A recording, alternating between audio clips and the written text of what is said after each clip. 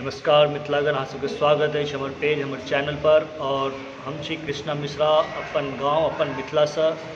और आई जे वीडियो बना रहल छी ई जन्माष्टमी के शुभ अवसर पर बना रहल छी, कियाकि गाँव के याद आबि जाइ छै कोनो त्यौहार आबै छै तऽ। कियाकि एतऽ कोनो फायदा नहीं छै त्यौहार के, गाँव में जो मजा छै से कहाँ एतै। एतऽ तो जाओ त्यौहार मना लिया एक दिन के, फिर अगला दिन से नौकरी चल जाओ।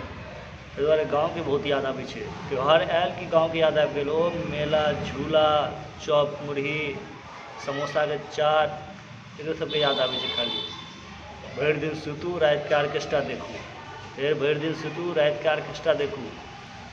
ताहि दुआरे खाली गाँव के याद आबै छै त्यौहार आबैत देरी, की बुझलिए। एठन किछु नहीं छै, 10,000 के नौकरी करे लेल परेशान छै सब।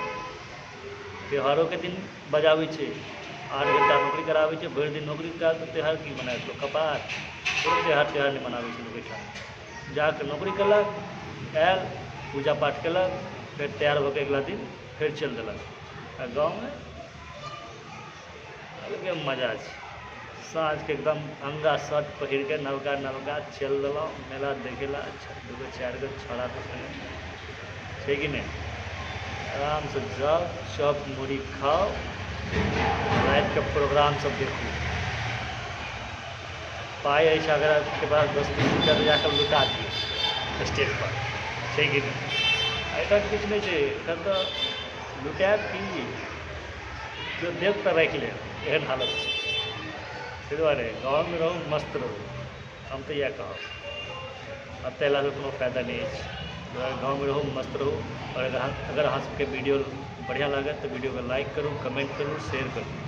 कमेंट जरूर करूँ, क्योंकि कमेंट कला के बाद पता चलते कि वीडियो अहाँ सबके पसंद है कि नहीं है। और पसंद नहीं है सेहो लिखू, केहन तरह के वीडियो बनाओ सेहो लिखू। अहाँ सब कमेंट में जरूर लिखियो। और जेना अहाँ सब प्रणव भैया के सपोर्ट के लिए तेना हम सपोर्ट करूँ। हमरो मिथिला के लड़का के सपोर्ट करूँ जे शहर में अछि, स्ट्रगल कर रहल अछि। और अहाँ सबके लिए हम वीडियो एक से एक वीडियो बनाएब शहर में, कनी एक बेर खुल जाए एक बार दिल्ली के एपिसोड हम अहाँ सब आनब।